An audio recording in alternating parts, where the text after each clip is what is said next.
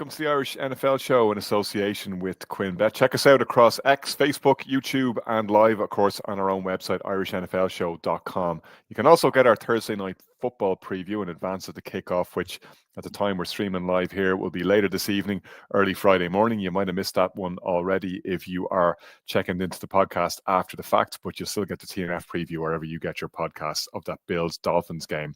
We'll be in the Tap House in Ranelagh, right near Ranelagh Lewis Stop, this Sunday from 5:30, incidentally. Hopefully fans can get down and join our watch party and join in with the evening fun.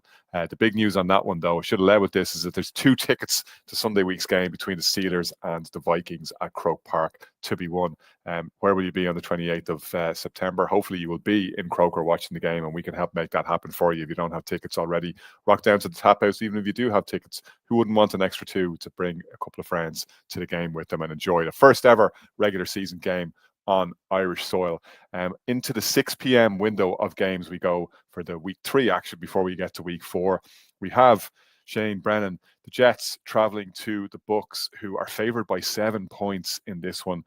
At a certain point in week 1, and we know that week 1 is a very deceptive mistress at the best of times, but at the first flush of Justin Fields' career in MetLife, he looked really settled. That offense in Jetland finally looked like it was going in the right direction. And unfortunately, it all went very much backwards in week 2. Fields has a concussion. The Jets are going into that game not in great shape. The Bucks, on the other hand, took down the Texans to win a game late, and they're 2-0. And it's all starting to come up Tampa Bay yet again. I think what's impressive about Tampa Bay, and as much as we're talking about Baker Mayfield, and anybody who watched particularly his play, his get out of jail play in the fourth quarter against Houston, will tell you, is that obviously his ability to come up clutch in the end of the games is just simply impressive. I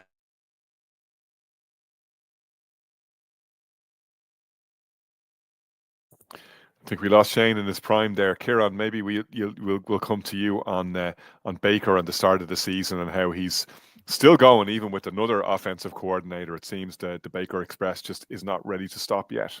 No, it's not. And it's great to see. It's not too long ago that, Baker was out there on the practice squad of the Panthers helping out, playing corner and safety. And I'm sure he wasn't happy about it, but instead of moping, he just got along with it. And he did his work, and, things worked out for him. And he landed in a great spot in Tampa. He's got some great coaches around him, and he's doing great so far. I mean, he's got 5 touchdowns and no picks.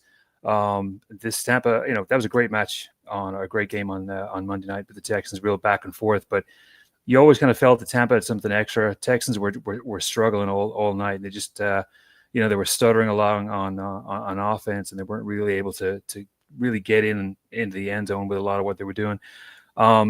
Saying all that, the offense, as good as Baker's doing, the offense for the Bucks hasn't really caught fire yet. I mean, Baker's only thrown for 328 yards in those 2 games, but they've been, I don't want to say comfortable, but they've been impressive in that small amount of yardage. And Bucky Irving is averaging just 3.5 yards on the ground, so they're able to move the ball a little bit. But I mean, the real story for them is the rookie Egbuka. I mean, out of Ohio State, he's been right kind of slapped into that Chris Godwin role, and they haven't missed a beat with Godwin being out.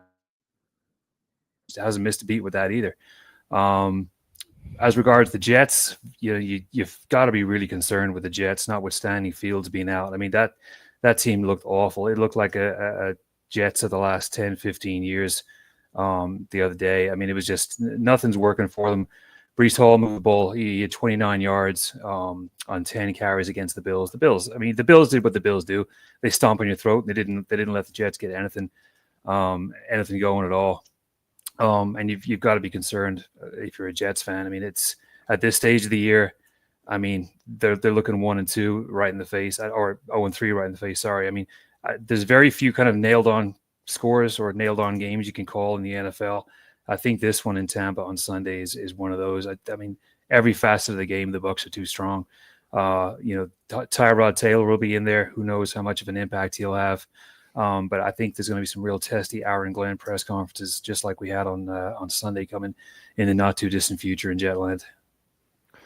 You were cut down in your prime, Shane. We were just saying that the broadband let you down.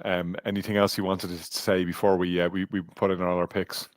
Yeah, I think somebody I was anticipating I would say something negative with the Jets, and some New York Mafia came in and cut down my connection. The only thing I will say about this, and I'll keep it brief, is that with the Jets, some people were suggesting that with Tyrod Taylor that actually his throwing style might suit the Buccaneers matchup a little bit better as opposed to the more running style of Justin Fields. I'm not quite sure about that because you look at what the Buccaneers defense have been able to do. If they know who the WR1 is, they shut them down pretty good, and they force you to throw to the guys you don't actually want to throw to. And you look at the fact that that there hasn't been much offensive, even in the first week when the Jets played or scored a lot of points against the Steelers. They haven't really done much outside of passing the ball to Garrett Wilson. If the Buccaneers manage to shut him down, they'll keep the Jets quiet. And for that reason, I'm going for the Buccaneers to win. I got Bucks as well, Brian. I think Kieran Boyle is pretty close to saying what you would say. I imagine, if I can read your mind, this looks like a rocking chair game, even with the bookies seeing 7 points or giving the Bucks 7 points. Yeah, I imagine by Sunday, QuinnBet may have realigned the odds to what Vegas have, and rocking chair type of game for me. Interesting side note in the last hour, Book is not practicing today. Slight concern for Sunday, but they still got enough offensively to get this one over the line. Bucks win for me. It's to Carolina we go next, where the Falcons come visiting, having taken down the Vikings and really put that Minnesota operation into a bit of a spin after the high of the Monday Night Football victory over the Bears. Falcons are now, Brian, I think quite an intriguing proposition this year. We're seeing very much the arrow trending upwards from a Penix point of view. Bijan Robinson may, pound for pound, be the most exciting player in the NFL right now, can just do it all, and they're starting to get things going offensively. And as we talked about in the reaction show on Monday, went big on the defensive side of the ball in the draft, and ding, ding, ding, ding on in that game against the Vikings. Pretty much all of the rookies that they had in there came up. The two pass rushers have given Atlanta what it just simply hasn't had for years, which is able to get home with that front four, able to put opposing quarterbacks under pressure. And I think they're going to give Bryce Young quite a tough time. We saw Bryce Young ended up having to throw the ball 55 times against the Cardinals, leading what, unfortunately for the Panthers, ended up being a comeback effort in vain. They were being rinsed by the Cardinals at one point, came back into the game strongly over the second half, put up 350 yards of offense, but came up short. In that, you have to note that they only managed, I think, 38 yards and about 10 carries for Chuba Hubbard, which is a problem here, because it brings us right back to, you're putting everything on Bryce Young's shoulders. He doesn't have the targets to throw to. Throwing the ball 55 times a game is not going to be the solution. And look, that only happens because you're behind and you have to go to the air and you're in passing only situations. You need to eat into the score quickly. They nearly pulled it off against the Cardinals over the weekend, but it wasn't enough. I kind of think that the Falcons are going to be more than an answer for anything that Carolina can scheme up at the weekend, and they are trending in the right direction. I think that, NFC South is starting to look a little bit more interesting between the tete-a-tete atop between the Falcons and the Bucks, but the Panthers just ain't going to be in the mix. Yeah, I think you've summed it up well there, Connor. I was going to even touch on the fact that a GM who's been questioned over the last couple of years, in particular last year when they took Penix, to see a lot of his players he selected in the most recent draft contribute early in the season. It's probably a huge relief for him and for the head coach. And this was the Achilles heel last year, getting to the quarterback, getting the sacks. We saw on Sunday Night Football, and even to a certain extent, they got to Baker Mayfield the previous week. So we're seeing a real positive upward trajectory on this defense. I wasn't really thrown into. I had a few Panthers fans actually reach out to me, saying, "Oh, what a great performance! We came back so well. We were unfortunate not to win." I kind of cautioned it and said, really, I just felt like the Cardinals completely switched off. They knew the game was won, and they were thinking to the big one, which is this weekend against the 49ers. I'm not buying the Panthers come back in the second half. And I'm with you. I think this is actually a really nice game for the Falcons to win. Then again, Connor, we've been here before. The Falcons do things that we just never believed they can do. And this game, again, strikes me as one on Monday. We could be going, okay, the Falcons are back to what we expected. But no, I think they can ride the crest of a wave of a big win on Sunday Night Football, go in there and defensively shut Bryce Young down, and then inevitably beat Sean, and the offense will do their thing and win the game comfortably. Kieran and Shane, picks from you, please. Yeah, it's got to be the Falcons for me. The Panthers, I had them. I was pretty high on them at the start of the season, but they've had two pretty poor performances. Did all right in Arizona, but it's got to be Atlanta for me. If Atlanta are the Jets to the South, they would bottle it. However, I think their defense played so well against the Carolina team that I don't expect much from. So for that reason, I'm going to go with the Falcons as well. Jets of the South, Jots, Jots. Trademark patent pending. He actually does too. Fair play. The Raiders are traveling to I was going to say to DC. It's obviously not to DC. They're traveling to Maryland to play the Commanders, who are favored by 3.5 points at home. Will they get it done, Kieran? They will be in DC pretty soon if the city and the owner gets his way. This is I mean, on paper, it didn't look all that exciting at maybe a couple of days ago, but now with a lot of the injury stuff that's going around, the Commanders are almost mentally preparing themselves to have Marcus Mariota under center on Sunday. I think I saw earlier on that Daniels missed practice today, so that's going to be a game time decision. And then how bad Geno was the other night. I mean, that's a really poor performance from the Raiders, and they were, people were pretty high on them after the first week. We'll see. Are the Commanders any good? They flattered to deceive against the Giants, and then to all intents and purposes, they were, rushed out the field by the Packers on Thursday Night Football. I mean, the Packers made them look very, very ordinary. But Eckler's out. Austin Eckler is out as well, so that's going to be a detriment to the running game. The only thing with me is the Raiders. I mean, the Raiders don't have a lot of talent across the board. I mean, they got Max Crosby and they got Thomas Booker up there, in the front. And the Raiders D it's top heavy in the front. So I'm very concerned about their linebackers and their secondary. And at this stage, Daniels will have a tough time staying upright if those two get at him. But I think with all the weapons that, this is a game that's going to come down to talent and weapons and who's got the best talent and weapons. Now, the Raiders, we know they've got Brock Bowers and they've got superstar Ashton Jeanty in the making. But if you look at their wide receiver room, I mean, the wide receiver one is Dante Thornton, and they got Trey Tucker and Jacoby Myers in there. That's not exactly somebody who you can kind of hitch your ride to and get you through the rest of the season. That's not a huge amount of talent right now in that wide receiver room. So, you've got to favor the Commanders in this situation, even if Mariota is playing. I mean, they're just going to hand the ball off to Krosky Merritt. I could see that. Zach Ertz is Zach Ertz. He's always a powerful weapon. I mean, the Raiders secondary. I mean, I can see a lot of the ball being thrown through the air. The Raiders secondary is next to last, or maybe last even in the NFL. And I got the Commanders doing a number on the Raiders pretty handily. The game's at home. The weather will be nice. Like I said, it's going to come down to the offense of what Washington have, and even their defense with Kinlaw and Von Miller, Deron Payne and Frankie Louvu. There's enough on that team to make life really difficult for the Raiders. It's going to take a lot of luck, and I don't think they're going to be able to get there. Brian, for both of these teams, and this is the classic conundrum at this stage of the season because we really haven't seen enough. Raiders looking like they probably end up trending around 500. They literally win some, lose some. Commanders, obviously much bigger things expected after last year's heroics, but also a strong lobby in the offseason who saw this as a team that was a prime candidate for regression. How do you see this matchup further in the narrative for one or other of these teams? I think it might solidify my thoughts that I haven't seen much out of the Commanders over the course of the 2 weeks. I wasn't overly impressed with them in the victory against the Giants. I put a lot of that down to the way in which the Giants performed that day. They were eased into that game. They eased into an early lead. They never really got at, despite the score being 14-6 going into the fourth quarter. Felt more like a bit of a blowout game. And they didn't do a lot. And certainly last week on Thursday Night Football, Jaden Daniels is injured. He's injured because the offensive line can't seem to protect him. And there was times in that Giants game where the Giants defense got at them. I think the Raiders in their own right have some explosive players defensively that, if they're on their game, can do damage. And I don't trust that Commanders offensive line. And I do think, despite what I saw from Geno Smith on Monday, which I thought was a bit of an off-putting performance, there was red zone opportunities weren't taken.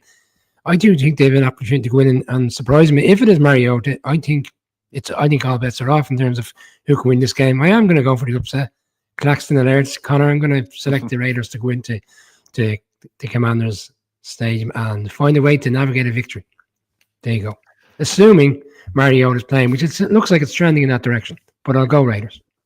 Yeah, subject to that, I got to say, I'm going Raiders too. I don't think there's a huge amount to choose. I do expect Pete Carroll and the Geno influx of new blood there to make a difference over the course of the season, and Ashton Jeanty to be a factor. he'll get there. I think they'll get there. I do think it'll be up and down over the course of the season, but this might be one that they steal in the circumstances. Shane?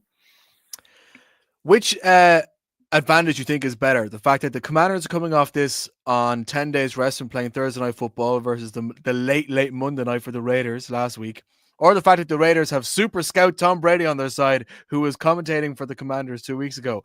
It'd be interesting to see what insights he might have been able to bring into that one. I'm going for the Commanders simply because I think, physically speaking, they'll be able to hold it better. And Geno Smith might end up being too confident in his passing play and give away a stupid interception like he did the other night against the Chargers. So for that reason, Washington for me. Eagles host the Rams. The Eagles going on their playoff revenge tour here. Last week, the Chiefs were the victims when they would have expected or would have hoped that they could have gained some measure of comeuppance for what happened in the Super Bowl. It came a little bit closer, certainly a lot closer than it did in the Super Bowl, but didn't quite get it done. We talked about that on Monday, about just how dominant the Eagles already look, and really in contrast to last season when they were slow enough starters. This year, they just look like everything is working. Like, there isn't a weakness in this team. We've said it over and over again. They can beat you any which way, and it almost seems like at times they're flexing. We don't need too much AJ Brown this week, so we're just going to beat you another way. It's mightily impressive. The Rams, I'm not so sure, are going to be an easy out for the Eagles, no more than they were in the playoffs. And look, that can be a bit of an illusion, and it doesn't necessarily follow that the Rams will roll into town and down the Eagles in a way they couldn't in the snow last year. But I think that Rams defense is a level above what I expected them to be coming into the season. I mean, we're all reasonably high on LA, thinking, right, if they got the Stafford deal done, and if crucially Stafford was fit, as he now very much seems to be, they do have the weapons there. We saw Devontae Adams go off last weekend. We all know what Puka Nacua can do. Sean McVay can scheme his way into putting the Eagles into a lot of trouble. I am going to roll the dice a little bit, and I think that the Rams might go in there and do a job on the Eagles. They might just about be able to catch them in the right moment, and I do like the way the Rams are trending. I do think they're going to cause an awful lot of trouble. I also think they're made of pretty stern stuff. I think they'll really feel like they had a good cut of the playoff game and probably left the game in some ways behind them. I think in better weather and better conditions, and with the start that they've had to the season, they might just get the upset here, and I'm going to go Rams. Shane? I'll be honest, I was looking at this one over the course of the week, and I was actually leaning the way that you are now, Connor, because I also look at some of the parts that the Rams have coming in. You know, defense managed to keep teams under 20 points, same as Philadelphia, actually. You know, up front is going to be exceptional play. Anybody who really wants to see proper line of scrimmage play, watch the matchup between Jordan Mailata and Jared Verse on Sunday. It's going to be one hell of a show for this, you know, players who are incredibly important, but always kind of in the lesser appreciated echelons of football as opposed to the skill position players. And then you just look at the fact that First is a dog as well. Like, let's not forget, you know, how he rolled into Link last year and gave it to the Eagles fans in the run up to the game, talked it all up, took all the abuse they could pile on him, and then went out and walked the walk, like played himself a game. Yeah, there's some players who build themselves up for the big occasions. They don't crumble. They become a different, almost like a different character. And that's what Jared Verse was. We saw that in the playoffs last year. We saw that in other parts of his career as well. There's a few players like that on both of these squads. It's going to make this a really interesting matchup. I'm surprised this managed to fall into the early window. However, I'm not complaining. For me, though, even though like they have like Devontae Adams and Puka Nacua as a really nice tandem, I think they're going to get a lot of air miles, the Rams, against an Eagles defense that hasn't had to face against a challenge like this so far, because you look at what the Chiefs were missing last week. They were missing good receivers that could make plays for Patrick Mahomes. The Rams have that. But for me, what's going to be the difference is the same thing that cost the Rams last year, and that's how they stopped the run. I'm not fully convinced in their ability to try and overtake what the strong Eagles O-line will be able to do. I'm not fully convinced in their run-stopping abilities. They gave up nearly 100 yards to Tony Pollard last week against a Tennessee team that does not have a good O-line. You know, doesn't have a good lots of things really. And they're facing up against Saquon Barkley. I think, as Kieran alluded to earlier this week, the Eagles managed to beat the Chiefs without ever really going into top speed. You imagine what the Eagles will be able to do now if you asked them, okay, go into your golf bag and put out your best shot now. if the Rams put up a question. And I think the Rams are going to be good enough to put a really serious question up to this Eagles team. But in the fourth quarter, when it's in the mixer, who do you expect that's going to come out and find a new way to win? Because even though the passing game from Jalen Hurts hasn't lit up yet, he's not trying exciting things. He's not going for deep balls. He's been able to spread the love a lot, but it's not explosive. It's functional. Functional, I think, is perfectly fine if you get yourself in the right moments to be explosive with Saquon Barkley. That is the key difference for me. That's the reason why I'm going for Philadelphia. Kieran and Brian, your picks, please, before we move to our break. God, I really want to pick the Rams. I really do. I mean, I think it's this is probably going to be one of the games of the week. You got the Eagles offense going up against Fisk, Poona Ford, Kobe Turner, Byron Young. That's just a great matchup. I really want to say the Rams, but the Eagles at home, I think it's just going to be too much. Yeah, I agree. I think it's an Eagles win. I actually think it's a convincing Eagles win. I think it's one of those games where the Eagles will look at this and think, we're going to really put a marker down on the NFC. People suggest the Rams are one of those serious contenders. I think by Sunday night we'll be suggesting there's quite a big gap between both sides. It's a comprehensive Eagles victory for me. All right, we'll take a quick break.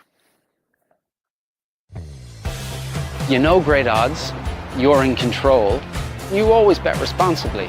And you're not afraid to choose alternatives. That's why you bet with QuinnBet. Build your own unique football bets with Create a Bet. Winning team, first goal scorer, number of goals, the possibilities are endless. And with a 4-star Trustpilot customer service rating, why not give QuinnBet a shot? QuinnBet, we bet you love it.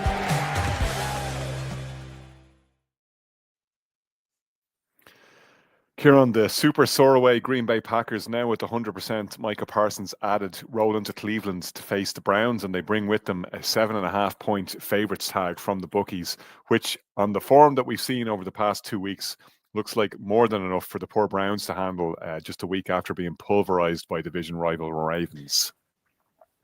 Yeah, this is going to be a rough one for the Browns. I mean, the Packers have won 6 of the last 7 matchups. I'm sorry. And when you look at the talent, I mean, I talked about the talent, that the Eagles and the Rams would produce. This Packers team is looking really, really good. The O-line is among the better units in football. It's holding opposing defenses to just 2 sacks. And Jordan Love looks like the real deal. I've been skeptical about him, and his, I've been saying it's a little too early for us to crown him as one of those great quarterbacks. We're having that question about CJ Stroud right now, but I think the more that I see of Jordan Love, the more convinced I am of him. I think he's got everything about him. It looks like it's going to be a tough day for the Browns. They've got Jerry Jeudy probably. That's about it. I mean, Cedric Tillman, is that someone that you're going to put a lot of faith in?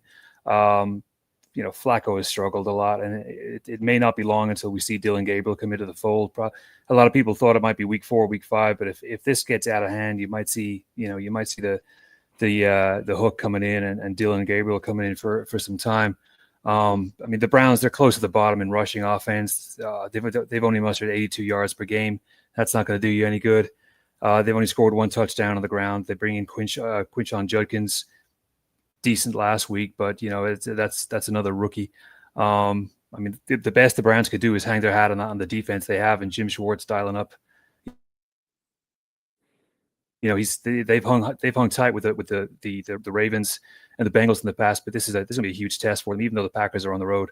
I mean, the Packers soundly beat the Lions, and they were hugely impressive against Washington. I mean, Josh Jacobs hasn't even warmed up all that much just yet. 150 yards and 2 touchdowns, but everything you see about Jordan Love, just his demeanor, he looks to me like that 2023 version of CJ Stroud, who was just impressive. Cool, doing his thing, just spraying the ball out all over the place. He can extend plays with his legs. He's athletic. He's got a great arm. Even when he's blitzed, he's making good plays. I can't see much kind of trouble in the Packers in this game. The weather will be nice.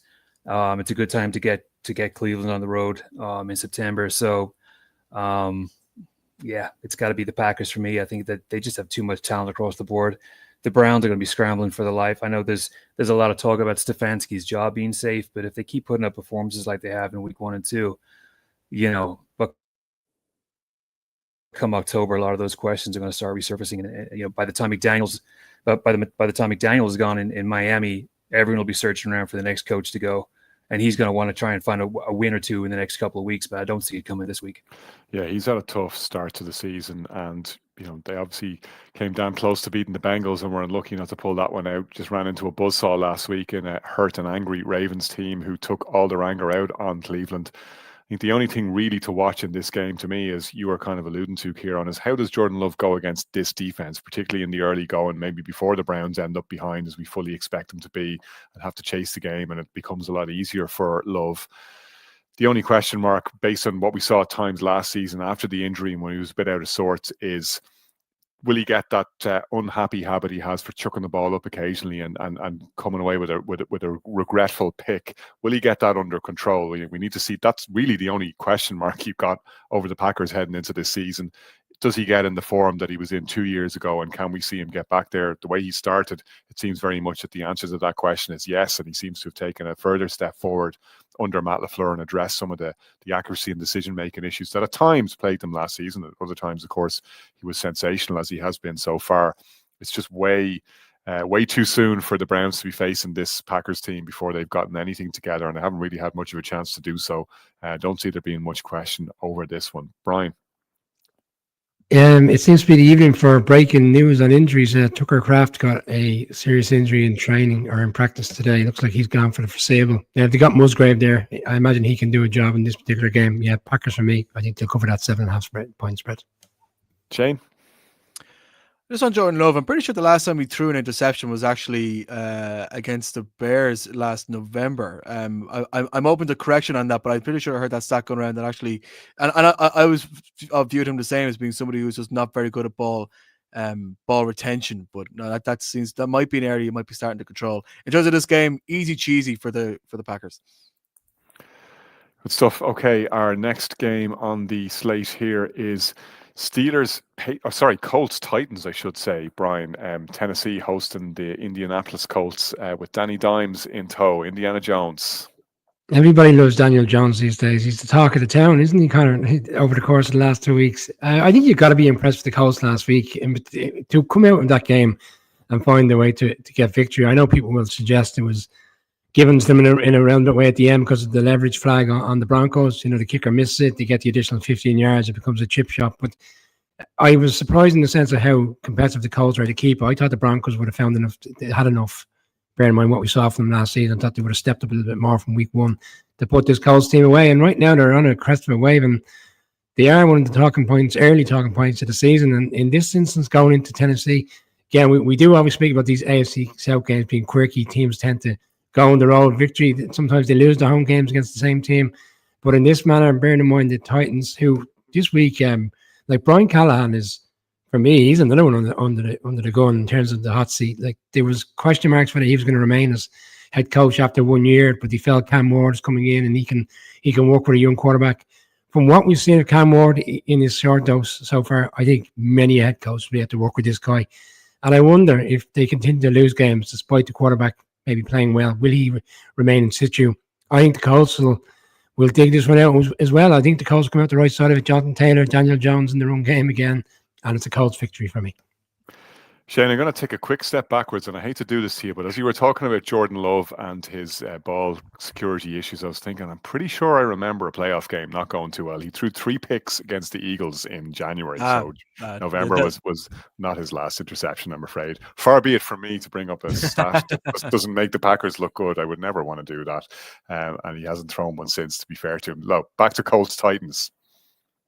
Fair point. No, that one completely slipped my mind. I blame whoever circulated that information online. How dare I? Our research department.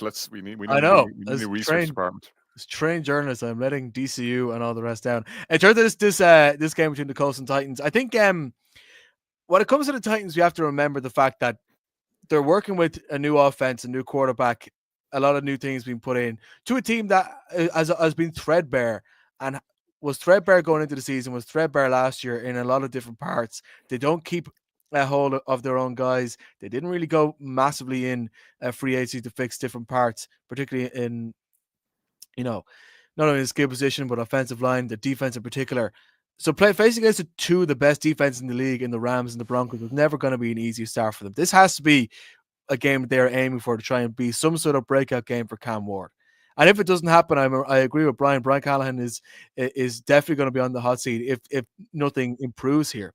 But I'm still going to go with the Colts with the victory, simply because you actually just look at the quality of play that the Colts have been. You could talk about the fact, they were both at home. They're against a Dolphins team who were absolutely crap, and they were a bit lucky against the Broncos. People are suggesting, the Titans are actually better than the record, and the Colts are lucky to have theirs. But let's look at the basic facts in terms of their defensive performance being able to get key plays and key interceptions. Their offensive performance being only letting Daniel Jones take one sack a game. He's not getting hit a lot. He hasn't thrown an interception. He threw over 300 yards last week. They're getting roughly 50% conversion rate on third downs. That's pretty solid stuff. And solid stuff doesn't just disintegrate. It's not like they won the last couple of games because a pick six managed to happen or something crazy happened on special teams. I know you could talk about the kick and all that being something kind of crazy on special teams, but you know what I'm saying. It's based on solid fundamental football, and that isn't necessarily as flash in the pan as some other early season Cinderella stories we've seen in the past. So for that reason, I think the Colts can go 3-0. All right, good stuff. I got the Colts winning on the road here as well. How about you, Kieran? Titans D is allowed 756 yards and 53 points in 2 games. I really want to root for Cam Ward. I love him so much. I think he's a phenomenal athlete, but the surrounding cast is not up to par. And sorry, Kieran, we just missed you there as you revealed the murderer, like you were in your Hercule Poirot mode, and the winner will be, and then we lost you. Sorry, did that cut out? I'm sorry. No, it'll be the Colts. I really want the Titans to win, but this will be a Colts win. Right, Sunday sees the Steelers travel to the Patriots. Where would you want to watch that game other than in the Tap House in Ranelagh, where we'll be hosting a watch party? It's right by Ranelagh Luas Stop, very easily accessible. Absolutely top quality establishment. We're delighted to partner with them this season. We're really looking forward to this watch party, which kicks off at 5:30 on Sunday. You can watch the Steelers, or you can watch Red Zone, and you can watch the Steelers at the Red Zone at the Tap House. See them on screen, and then if you're lucky, win 2 tickets to go and watch them in Croke Park the following week. Like what a great way to spend a Sunday evening. Myself and Shane indeed will be there. We'll be bringing as much, and Brian will be there as well. Sorry, waving around the back. I was trying to remember which of us are actually around, and I'm going to head down. Really looking forward to that one.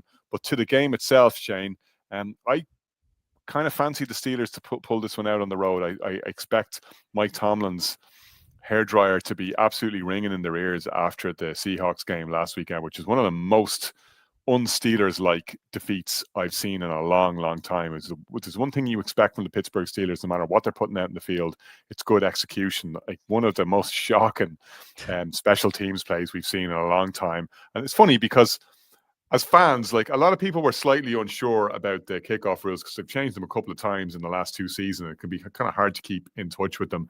If the ball drops in the landing zone before going into the end zone, it is a live football.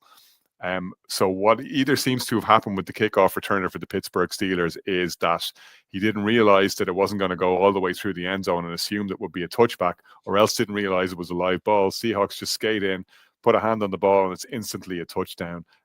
They lost that. It was a 2-score game in the end, but that pretty much turned the outcome of that game. You'd never expect the Steelers to do that 2 games in a row. You do expect them to respond to their coach. I'm not sure that the Patriots are quite at the level under Mike Vrabel that they need to be to stop them running into town and running away with the result. But how do you see it?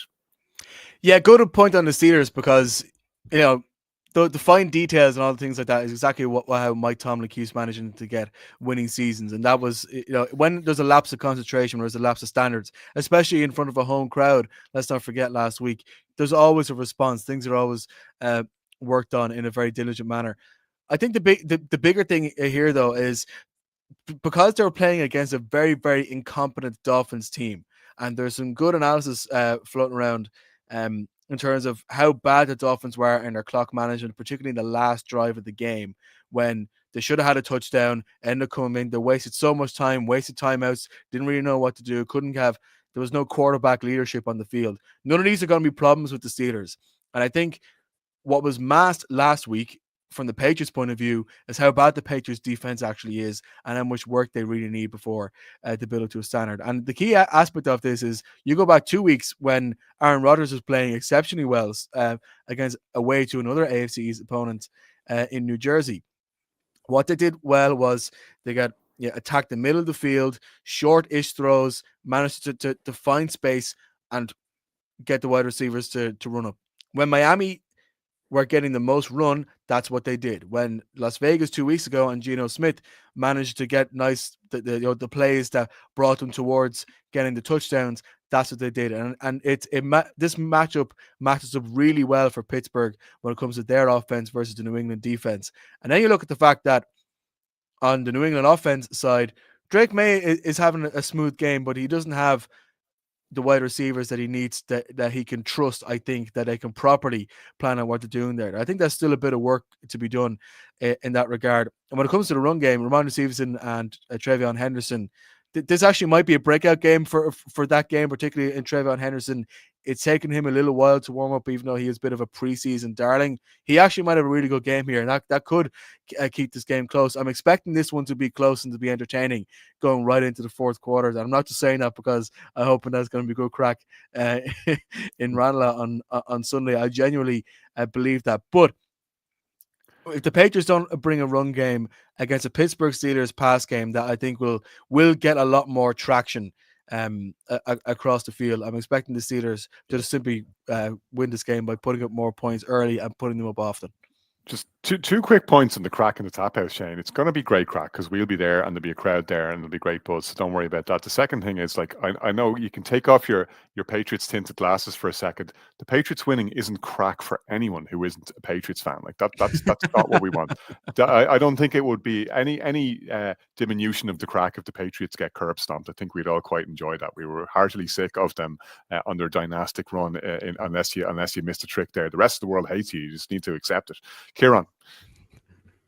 I'm okay with the Patriots, actually. I don't mind them. We beat them twice in the Super Bowl. The last time we won a game. That was worse. That one was worse.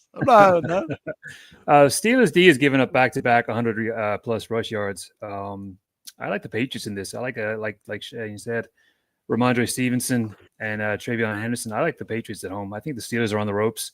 I think that loss last week against Seattle has really put them back a little bit, and I like the Patriots. Brian? Well, we were in Tap House earlier today. There's some smaller pieces of content in the lead up to the watch party on Sunday, and I said to Shane, at some stage you would have to expect this Steelers defense to shore up. Bearing in mind, we were talking about them being a marquee piece of their team for the season and how strong they are defensively. We haven't seen it over the course of the last 2 weeks. Something strikes me on Sunday that we are going to see it. And I think the Steelers will pull away and win this game comfortably. There you go. Right, it's our final preview of the Vikings before we get to see them in Dublin next weekend. They host the Bengals, Kieran. Both teams looking like they pretty much are going to be relying on backup quarterbacks because Jake Browning is definitely in for Cincinnati after what we saw with Burrow's turf toe injury last weekend, and looks like it's going to be Carson Wentz under center for the Vikings. That may actually be an upgrade based on where JJ McCarthy was playing, unfortunately. Yeah, the Browning versus Wentz Bowl. I mean, I think this is Wentz's sixth team in 6 years, and he really only plays week 18. When everybody else is getting rested. So this is going to be uncharted territory from this year. Both teams struggling. I mean, the Bengals managed to get past the Jaguars. I don't know how last week. Browning came in, threw 3 picks, and still ended up with the W. So that's in their favor. Minnesota's struggling on offense too. I mean, they've only managed to get 52% of their possessions have failed to get a first down. So we saw how they struggled in the first 3 quarters against the Bears, and how they struggled on Monday night as well. The Vikings are without Jordan Addison. Aaron Jones won't be in Dublin, which is a shame. They may be without Christian Darrisaw. They may be without Van Ginkel. There's questions over Jonathan Greenard. Ryan Kelly looks like he's out. So it's a triage unit for the Vikings right now. So it's prime for the Bengals to come into Minnesota and get a result. But problem is, when you put the talent up against each other, I think, my concern for Cincy is their O-line. That's the first thing. I'm concerned about putting Browning, behind that O-line, which did so much damage in the first 2 weeks. Notwithstanding, I said it before, he did manage to lead them in the second half of the 2023 season. He won the Monday night game against the Jaguars and went from there. They just missed out in the playoffs, finishing 9-8. So I think they're going to roll with him for a couple of weeks, despite the Jameis Winston talk that seems to be circling around. But I'd be concerned for Browning behind that O-line again, because it's no matter the injuries for Minnesota, it's still the Vikings on defense, and they'll still find a way to rush. And Flores will dial up an array of plays that will leave them baffled. My take is, I think the Bengals are going to just about pick it, because when you look at Jamar Chase, I just feel like they're going to be able to go into Minnesota and get a victory. Something tells me that they're going to pull one off, and they're going to ride that 2-0 victory. That win over the Jaguars was hard fought and very, very lucky. But I think the fact that they were able to get it, despite all the Burrow news, I think they were going to rally behind Browning. Wentz coming in, he's not exactly, he was playing at MVP level probably 7 years ago, maybe more than that even. But it's a long time since his heyday. And him coming in, despite all the injuries that the Vikings have, I'm going to have to just give it to Cincinnati. I think they're just going to be able to pull it out, probably by a field goal. But that's it's a shame that the two quarterbacks are injured. I think it would have been a great matchup with the two starters. We have what we have. It's the NFL. It's a violent game. But I just hope that the injuries stay on the low side, especially with the Dublin game coming up. But I can see that the Bengals pulling off a close one here. Yeah, as Kieran was saying, Brian, Carson Wentz about to become the first NFL player in history at quarterback to start at least one game in 6 consecutive seasons for 6 different teams: Eagles, Colts, Commanders, Rams, Chiefs, and now Vikings. I mean, having said that, though, it was one start last season for the Chiefs. His hand must be preserved like David Duchovny and Zoolander, like beautifully in the little vacuum or a hyperbaric chamber there to keep it in perfect nick. We haven't seen an awful lot of him. We saw him come into that game, last game of the regular season last year, because the Chiefs were able to rest all their starters because they'd already secured the number 1 seed. At least we'll get to see how he can perform before he comes to Dublin. We'd like to see JJ McCarthy for that, obviously, but if not, what are we going to see from Carson Wentz and the Vikings, and is it going to be enough at home? No, I'm going to go with the Bengals. We can't get caught up in Carson Wentz over the last few years in terms of these stats you're throwing out. Kieran's alluded to his heyday in that MVP year. That was 10 years ago now. This season, 10 years ago. That's when he played well, and that's when Nick Foles came in at the back end of the season. I haven't been just the Vikings offense over the course of 2 games. Conor, we spoke about this, with the exception of the 4th quarter against the Bears when they lit it up, they've done nothing. And Jordan Addison being out is a huge factor. I think Jefferson is not at the rate which he was at over the other previous years. He was 70 odd yards last weekend, but he was held to 3 or 4 catches. He only had that one big play, which kind of distorts the numbers. They haven't got it going. Their run game is not there. And yeah, we are looking at a backup quarterback in Cincy who will be under pressure, but he's got a lot of weapons to play with. He's got T. Higgins, Jamar Chase. The run game is still effective. Gesicki in his own right can do damage.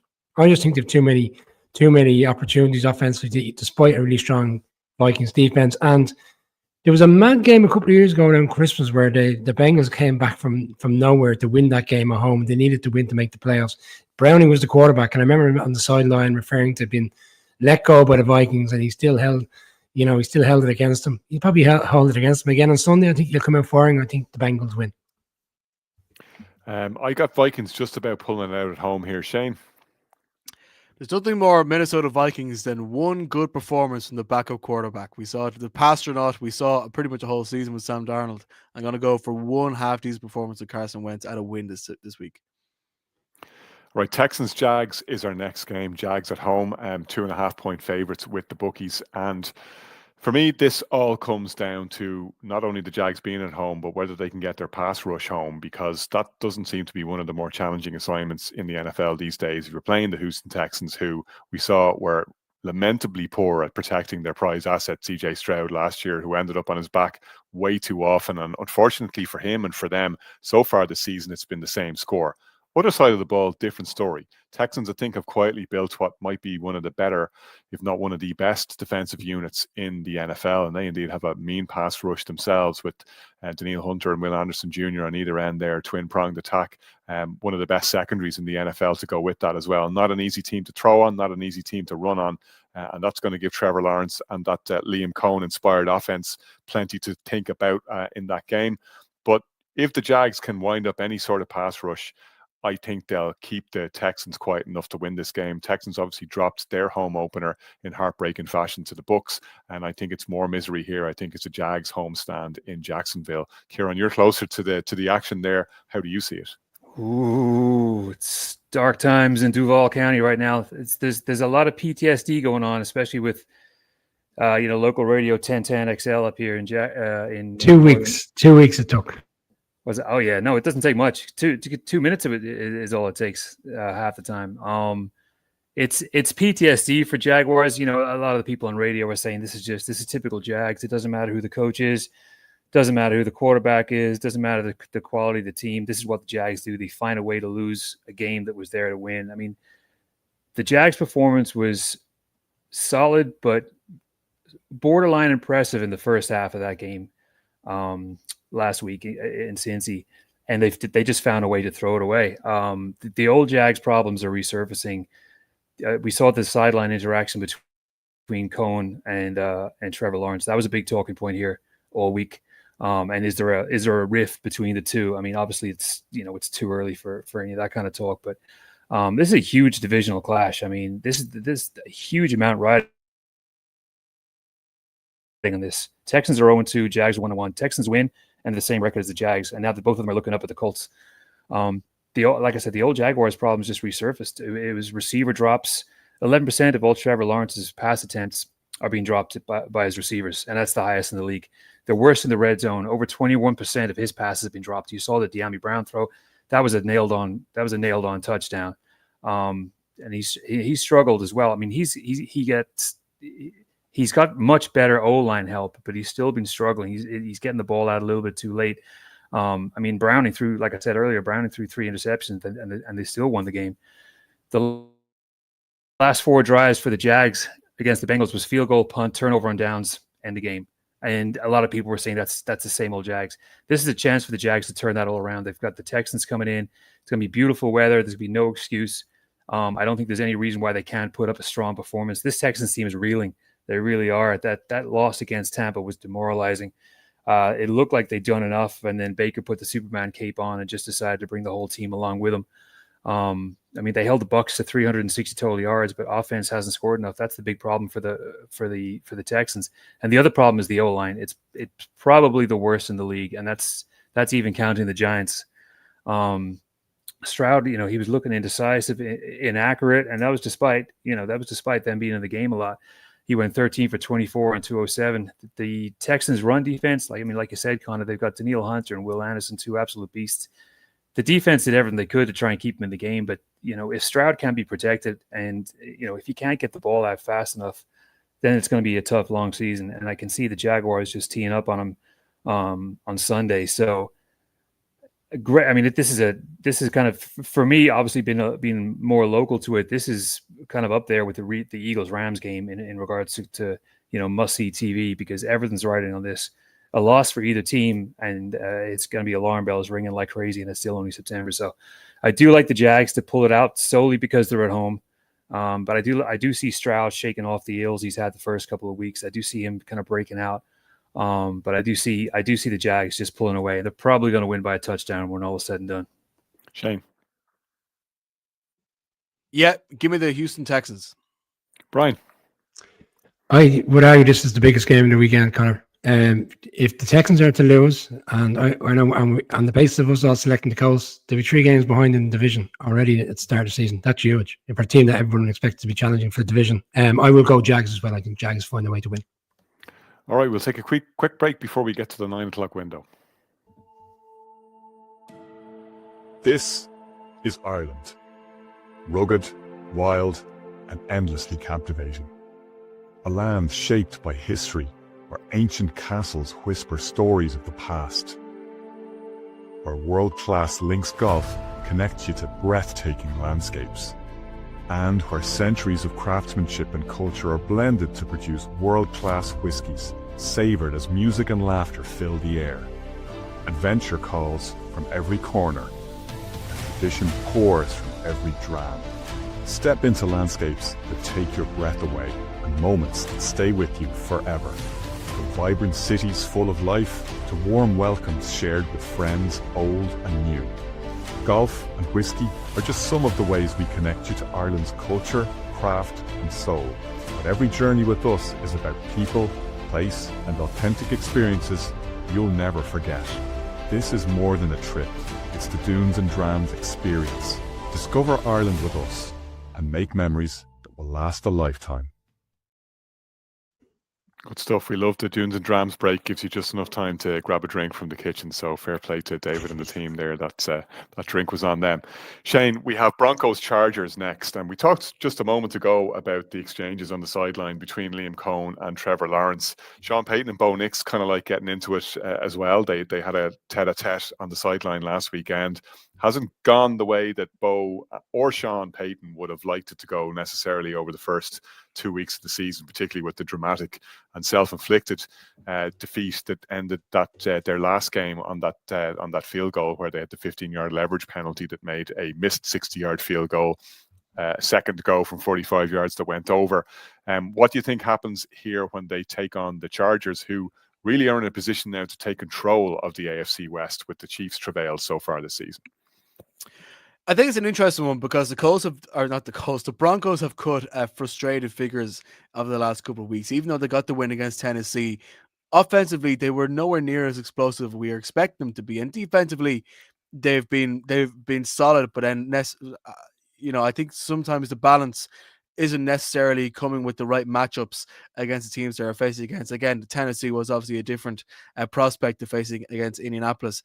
And I look here to this one, and what they're going to have to try and do now is trying to find a way to circumnavigate the offensive line of the Chargers. I mean, you have Nick Bonito versus Joe Alt as a sort of matchup, but just in general, the fact that the Broncos have played the last couple of games with a very, very high quarterback pressure rate against an offensive line that I think will give plenty of protection to Justin Herbert.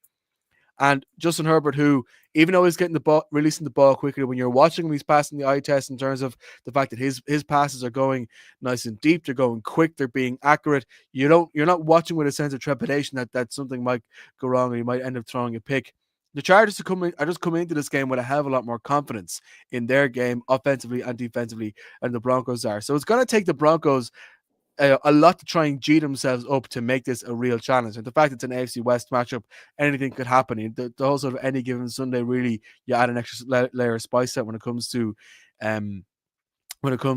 these divisional matches. But the only area I could see really that Denver maybe finds a way in is if somehow they manage to force a fumble. They've been, their defenders have a really nice way of sort of getting the hand in instead of punching a ball out, and they're facing against a team who have had a lot more trouble running the ball than we would expect it from a Harbaugh team, traditionally speaking. Like, the Chargers have not been able to run the ball well. They've had to put more focus and pressure on Justin Herbert to do the work with his arm.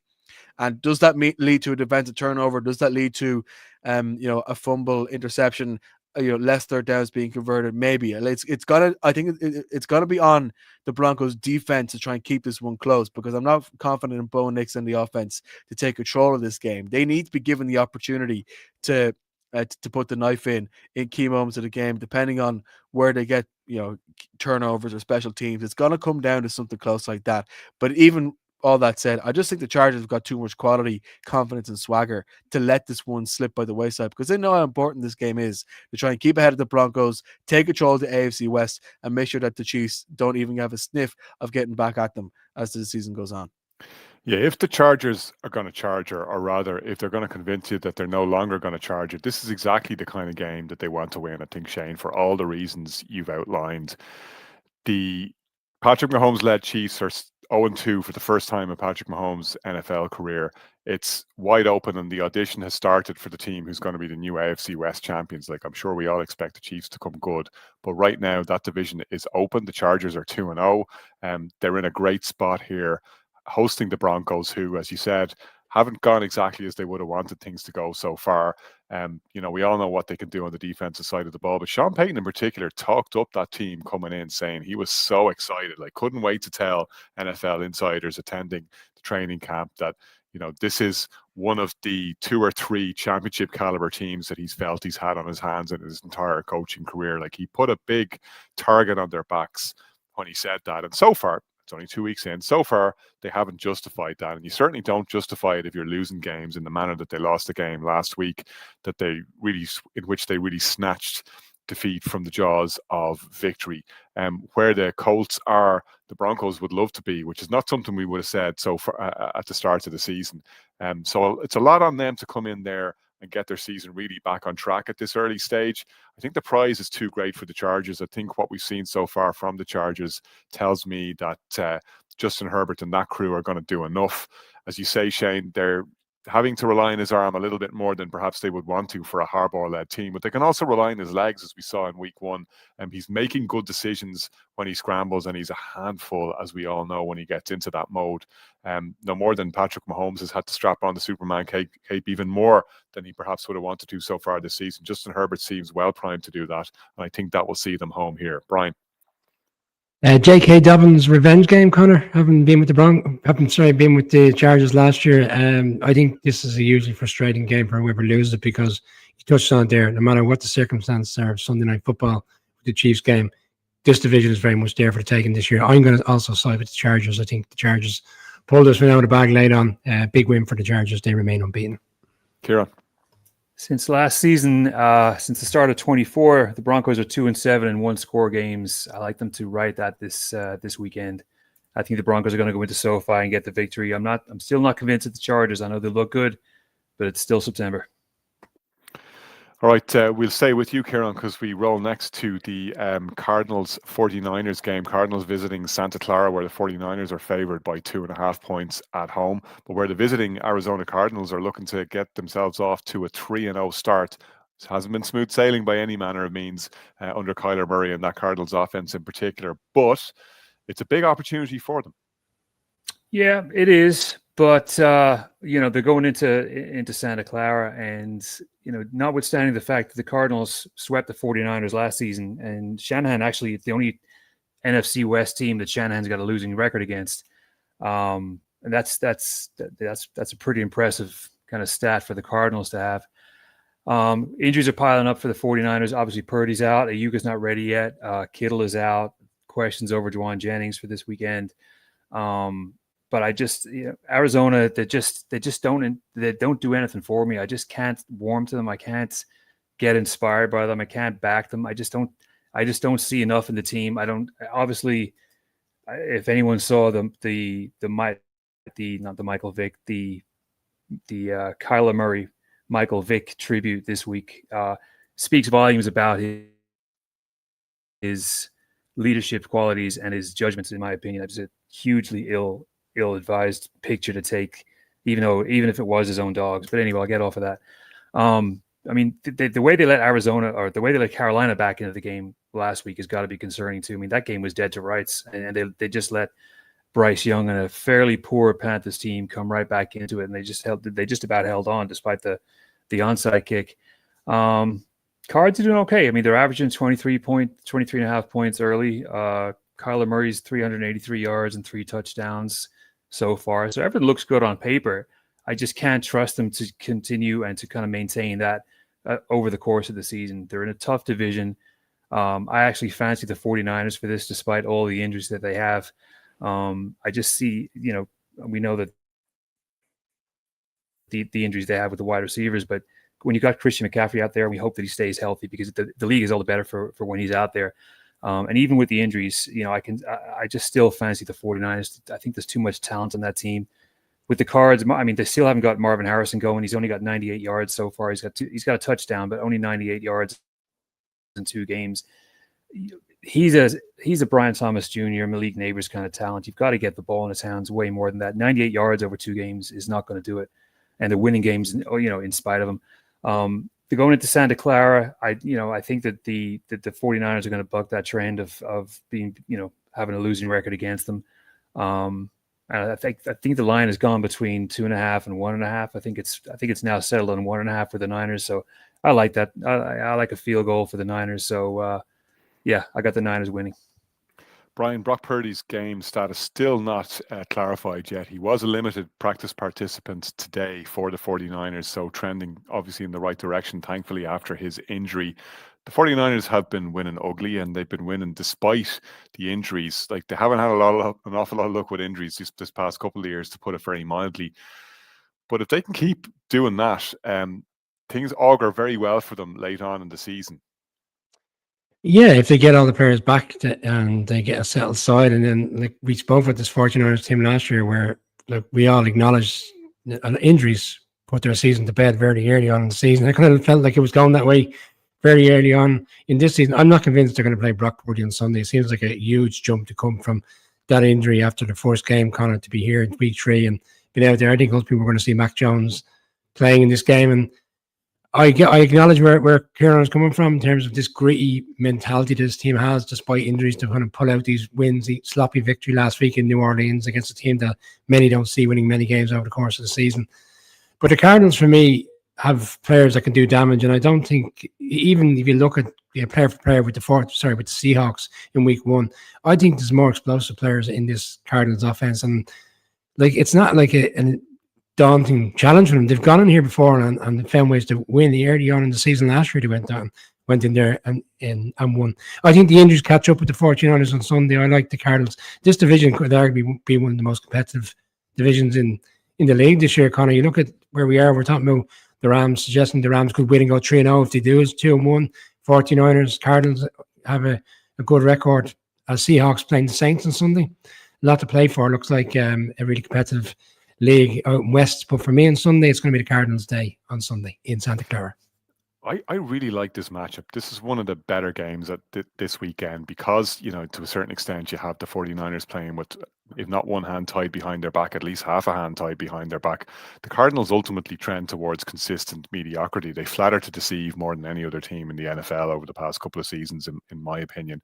And I think it's strength on strength here. I really like the Cardinals offense against that new Robert Saleh reinvigorated 49ers defense, which has flashed so far this season in the 2 games that they've won. And I think they keep the trend going. I think it's them that move to 3-0 rather than the Cardinals in this battle of undefeated teams. Shane. Yeah, I agree. This is probably one of the most consequential games, but definitely one to watch in the late window. But this is a game for the Cardinals to prove to the world that they are for real, and I don't think they will. I'm backing the Niners here. It's to Saints and Seahawks we go next, and the Saints roll into town as a team that we had expected before the season to be one of the worst in the NFL. They've been moderately competitive is maybe the kind way to put it over the first 2 games of the season. Seahawks a little bit up and down. I trust the Seahawks here because I do think there's an awful lot of good things happening on both sides of the ball. I think the coach had a little bit of a rough ride at times last season, but ultimately got where he wanted to be. I think Sam Darnold's going to take time to settle, but we're already seeing signs that he can get it done in that new Seahawks offense. We saw them pull out the win, as we were talking about, against the Steelers. All right, Steelers kind of shot themselves in the foot in that game, but the Seahawks took full advantage of it, down by the Niners in week 1. But I don't think the Saints are going to come to town with any serious questions to ask of that Seahawks defense in particular. And I think this is a good opportunity for the Seahawks themselves to test themselves against a defense that is the strong point of the Saints, but ultimately in a team that doesn't play complementary football. I don't see them hanging with the Seahawks long enough. I think the Seahawks will pull away, and I think they will cover that 7.5 point spread. Brian. Yeah, I thought last week kind of solidified my thoughts for the season that I felt the Seahawks were a real challenge in the West and that they would potentially even find themselves in a wild card position. To come back from a really difficult loss in week 1 at home to the 49ers and to go on the road into Pittsburgh, who many think are a serious challenger in the AFC, and to find a way to pull out the victory, I thought it was a huge result for them. I agree with you on this one. Conor, this is the rocking chair game for me this weekend. I think this is a blowout type of game. I think the Seahawks fans will finally get to see their first victory of the season at home. Huge victory for them on the late slate, and for the Saints, it's going to be a huge struggle, and we might see some bright spots. But over the course of this 4 quarters, too big an ask for me. It's right. Seahawks all day. Keep on rocking in the free world. Kieran? Yeah, I mean, we're all on record saying how rough it's going to be for the Saints this year, but I think people are sleeping on that Seahawks D too. I mean, they got Len Williams, Julian Love, Byron Murphy, Boye Mafe, Kobe Bryant. I think Spencer Rattler and the rest of that crew are going to be in for a rough day in Seattle on Sunday. So give me the Seahawks. Shane? Yeah, I think this is the first game that the Saints are going to play without their dome comforts, and I think they're going to find it difficult up in front of the 12. So give me the Seahawks. Right stuff. Cowboys travel to Chicago to play the Bears off the back of that dramatic overtime win against the Giants. Sorry, lads, over the weekend. The Bears, meanwhile, absolutely emptied out by the Lions in a 52-21 victory. There's a guy in Chicago who runs a mile for every point the Chicago Bears lose by, and the poor guy was nearly broken on Sunday. He had to run 31 miles to make up for that one. So I hope for his sake that the Cowboys don't do much more than cover the 1.5 point spread as they arrive on the road as favourites. This is quietly shaping into an okay season for the Cowboys, and it's funny how, trading Micah Parsons absolutely shatters expectations for what the Cowboys can do, and next thing you know, they're 1-1, having had the quote unquote morale boosting loss in week 1, the moral victory against the Eagles, and taking care of business in that overtime game against the Giants.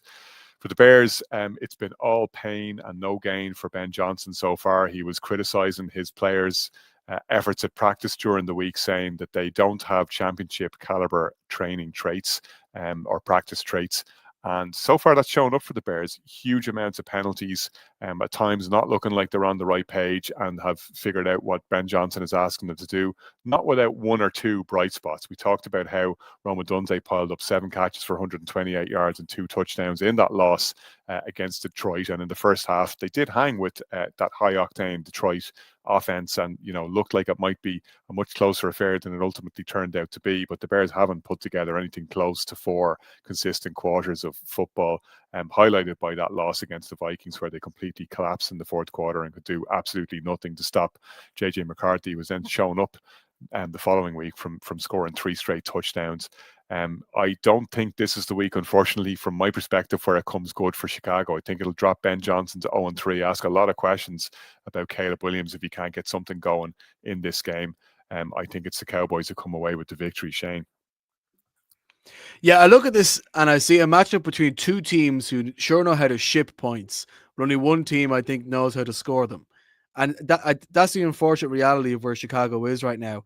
We're in a situation where Dallas knows they can push the ball downfield, even if that means that Dak is sometimes pickable.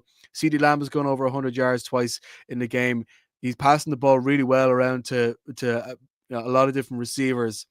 The Cowboys defense is not good once the ball is in the air at all. We talk about whether they can, can you beat them by land or by air? Maybe not by land. They're a quite good run defense, but you can beat them by air. And I'm just interested to see how the Bears will actually go and attack that, because I think if Caleb Williams feels like he has room to force it, then he becomes erratic and it becomes very difficult easy for opponents to read him and to block him down. That's kind of ironic, because if you force Caleb Williams to pass the ball instead of scrambling, he actually ends up becoming a little bit more productive. So look, I think if anything, this needs to be for Matt Eberflus, the defensive coordinator of the Dallas Cowboys, which I think was mentioned in the comments there. Of course, this is a homecoming for him. This needs to be a breakout game for the Cowboys secondary. They need to find ways to control the game. They need to find a way to get a couple of picks. They need to find a way to communicate more. They need to find a way to show that they can stick to the plan, because Russell Wilson saw gaps downfield and tore them apart last week. That's what the Giants offense that wasn't exactly riding into that game with a lot of confidence in Dallas. This game is going to be in Chicago, of course. I think Dallas definitely have the capacity to score over 30 points. I'm not fully convinced that the Bears can, but maybe they could. And there's a lot of different ways for this game to go. But I'm going to go with the Cowboys in this one, simply because I believe in Dak Prescott's ability to get the ball in the end zone.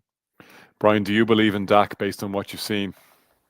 I would side with the Cowboys. I don't agree with Shane that this Cowboys run defense is good. I think it's deplorable, to be honest, and I think the secondary is deplorable. And if any head coach in this league, bear in mind the CV in which he has, Connor, can get the job done. He should be pulling out a bag of tricks on Sunday to mesmerise this Cowboys defense. But I think inevitably in the end, it could be a high-scoring affair. And I think Dak has a way of pulling out these games late. And then he gets all the kudos over the course of whether he's an MVP type of quarterback. But then we see it towards the back end of the season where it all falls apart. But right now, I think offensively this season, the Cowboys have impressed. And I think they'll impress on Sunday and just about sneak out a victory. But I think it's another high-scoring affair, similar to what we saw between the Giants and the Cowboys. But unfortunately for your Bears, they come out the wrong side of it. Kieran? Yeah, I'd agree with that. I think there's going to be a lot of Dak to CD, Dak to George Pickens. That secondary for the Bears has had a rough couple of weeks. Sorry, Connor. I think it's going to be a Cowboys win as well. The writing's on the wall there. All right, it's no shocker to me. Sure, I picked against them myself. Sunday Night Football. First game is the Chiefs traveling to MetLife to play the Giants. Brian, doesn't get any easier in New York. Hot off the back of that overtime loss, they host a Chiefs team that is really hurting and is looking to put the beat down on somebody. Yeah, early on in the week, I was building myself up as to why the Giants could win this game. Having tried to watch a little bit back of the game last weekend, which is it's difficult. It's a difficult affair when your team loses in the manner in which they lost. And you look at what they did, but we very much know this league in particular is week to week. And I'm not entirely sure I would see the Giants. I think the Giants offense is somewhere in the middle of what we saw week one and what we saw last week. I don't think they can consistently put up those type of numbers against teams. And all week I was thinking, the Giants could find a way to win this if the defense can finally get going. Like if you're asking which coaching people are under pressure, like Shane Bowen, the defensive coordinator, like he's now at this stage, I imagine he's going to get run out of town quickly if he puts up another performance like that in terms of coaching this defense. In saying that, someone jumped during the week and said, but however, his defense, as bad as they were, they got the Cowboys off the field twice in overtime. They did put the ball in Russell Wilson's hand to win the game. So you could argue they did what they had to do. But overall, it was poor. I'll tell you the reason why the Giants won't win, Connor. Steve Spagnuolo, he's the reason they won't win, because he is, for me, the best defensive coordinator in the league. And they need him on Sunday to find a way to navigate victory for this Chiefs team, who aren't doing much on offense. They will have Wardy back. They probably still won't put up enough points to win the game, but I think defensively they will find a way to slow the Giants down, and inevitably they come out the right side of it. Chiefs win won't be a standout game for me this weekend. Kieran, our resident Giants optimist, what say you? Well, after I recovered from the misery of Sunday, and I did call that field goal despite Brian cursing me out. It was accurate. It was called 2 hours before it actually happened. Just for the benefit of people watching and listening, there was war in the Irish NFL Show WhatsApp group over the weekend. Kieran's relentless negativity finally got to Brian, who blew up. And then Kieran had absolutely called it right. Yeah, because we've been here before, Connor. But like you would think, well, look, 25 seconds to go. Brian Dable, sorry, one more. I know you want to bring Kieran. I just want to say about Brian Dable. Brian Dable was on the wrong end. He wasn't the head coach. He was the offensive coordinator. He was on the wrong end of the 13 seconds Chiefs-Bills game in the playoffs, which was a fantastic game for all of us to watch. But unfortunately, he was on the wrong side of it. It was the last game coaching with the Bills. And he's on the wrong side of a 25-second game last weekend. He probably feels like, what do I have to do to get over the line in these games? Because ultimately, it should be down to my defensive coordinator to find a way to win. Sorry, I'm going off the beaten track. I'll bring you back in, Kieran. Off you go. Well, in the words of Dennis Green, they are who we thought they were. And we let them get away with it. Now, if you want to crown their ass, you crown their ass. My quick rant over. But that's what happened last weekend. But this week, I mean, you could argue that there's never been a better time for the Giants to play the Chiefs. The unfortunate thing is it's on prime time, and we have stunk the place out for the last 12, 13 years on prime time. I don't have the record to hand, but it's shameful. I mean, the Chiefs, they've been playing from behind week one and week two. They have not had a lead in any of those games. We've all seen Mahomes struggling to connect with his receivers. He's overthrown receivers. It's bouncing off Kelsey's hand. He's turned 36. Maybe, it's going to be a precipitous fall on his skill level. But when you think about it, it's the Chiefs. Everything tells you that they're just going to turn it on and they're just going to find a way. I just expect a breakout game for the Chiefs. There's no way they go 0-3. I don't think there's any way that they allow themselves to go 0-3, or if any situations occur that they go 0-3, even if it's a field goal as the clock expires with Harrison Butker standing over a 62-yard chip in the winds of the Meadowlands. the Giants just haven't been able to get pressure on quarterbacks, and we saw what Dak did in the last whatever it was 52 seconds in AT&T. Like Brian said, Bowen is on the hot seat. If it's another poor performance, this Giants defense is top heavy. I mean, we all know about the front four. They've been heralded for the longest time, and everyone said the Giants would have one of the best defenses in the league. And yeah, when you look at the talent, it's great, but there's no linebackers. Michael McFadden got injured, and it's a paper-thin defense. Paulson Adebo, he kind of redeemed himself a little bit, but they just played so soft, and Bowen let him. The play calling, whatever went on in the last quarter, is probably going to be his undoing. He's probably a dead man walking at this stage. I think Wilson's going to be harried and rushed, like Brian said earlier. Steve Spagnuolo, he knows his team intimately. There's no better person. There's no better defensive coordinator in the league to dial up some wild and wacky plays to keep them guessing. Wilson's going to be scrambling that O-line. I know they, there's some talk about Andrew Thomas being out there, but I would probably just stick with the draft pick this year, Mbo, who was out there last week, and just let him work, because I think that Karlaftis, Drew Tranquil, Chris Jones, I think they're just going to be teeing up. They don't want to go 0-3, and they're going to be making life real uncomfortable for Russell Wilson. There's going to be a lot of hero ball again from Wilson, because there is no run game for the Giants. So there's going to be a lot of moonshots again, because that's all the Giants offense has. It's either a 480 foot home run, or it's a ground out to first base. That's really the Giants offense right now. That front four for the Chiefs, despite all the people they let go in free agency, it's still Karlaftis, Chris Jones. Spagnuolo is just going to be rubbing his hands at the prospect of just throwing up some mesmerizing plays on defense. He's going to show blitz. He's going to show man, and it's just going to be a rough time for Wilson. I think that the Giants will hang. I don't think they're going to embarrass themselves like they have been a lot in primetime games. But it's the class of the Chiefs is just going to be too much. If ever there was my classic quote, if ever there was a get right game for the Chiefs, then this is surely it, because I would love to see the Giants win, but I just can't see a scenario where they put the Chiefs to the kite. Can't see the Chiefs going 0-3. So unfortunately, I have the Chiefs winning by 7, and I think that's what the line is. I think it's 7, but it's probably going to be about that. Shane? I have the stats here in front of me. I think since 2019, the Giants have played in 20 primetime games and won 2 of them. And I don't think that they're gonna add this to the win list, simply because you look at the 2 defeats that the Chiefs have, and it's close games the Chiefs normally win against teams in their own class. The Chiefs have slid enough to lose those. They haven't slid enough to start losing to the New York Giants. So Chiefs win for me. Yeah, I got the Chiefs too, and nothing further to add other than that if you let Russ cook, I think it's Spags and that Chiefs defense that's really going to eat, and that's the matchup that I expect to decide that game. We have some really good matchups this week, but Monday Night Football is an absolute heavyweight bout between the Lions and the Ravens. Shane, you've got 2 teams here who are on exactly the same narrative path, suffered unexpectedly bad reverses in the first week, had a get-right game under their belts, to quote Kieran, in week 2, the Ravens over the Browns and the Lions over the Bears respectively, and now come head-to-head for a big time Monday Night Football game in week 3.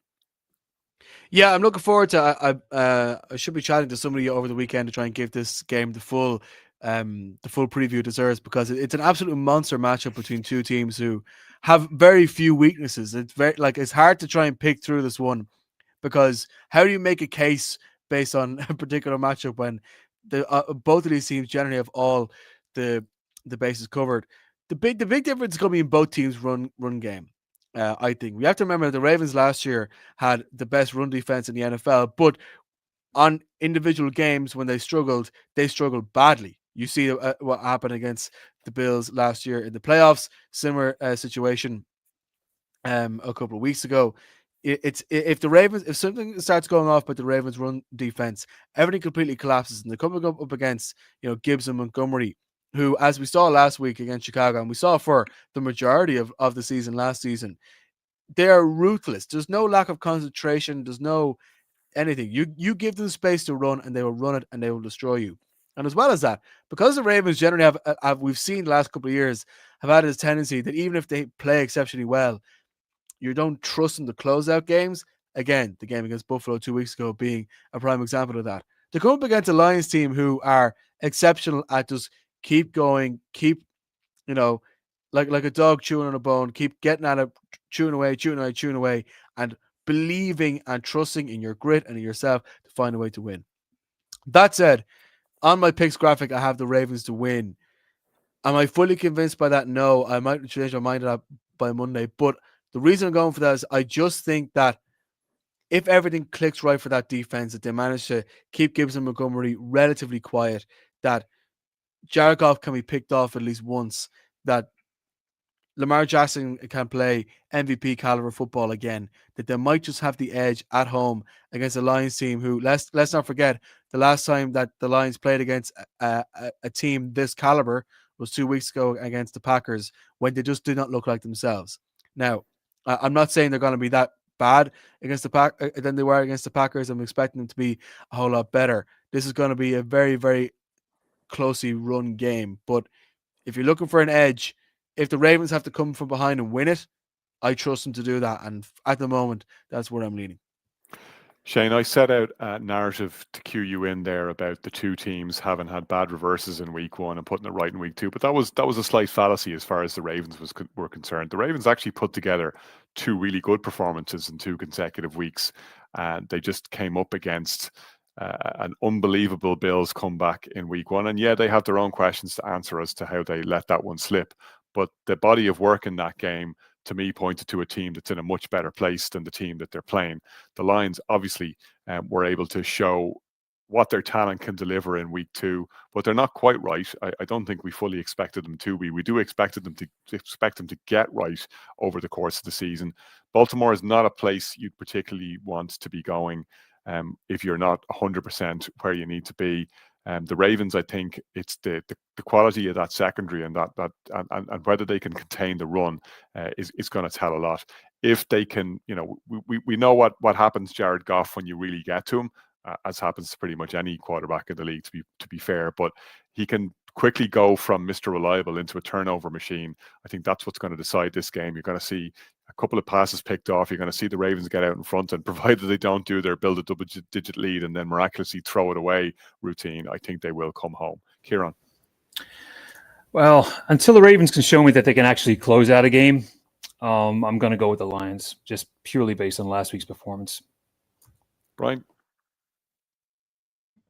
Yeah, despite all the concern of the Ravens closing out games, 40 points in week 1, Connor, you touched on it there, 41 points in week 2. They're putting up a lot of points. I think this is a high scoring fair, but I think the Ravens come out the right side. I think it's a huge win for the Ravens come Monday Night Football. Okay, keep an eye out for that Thursday Night Football preview. Bills-Dolphins coming up in just a few hours' time, and we got that Monday night preview as well that Shane's going to put together over the weekend. But that is our week 3 preview and predictions show for the Irish NFL Show.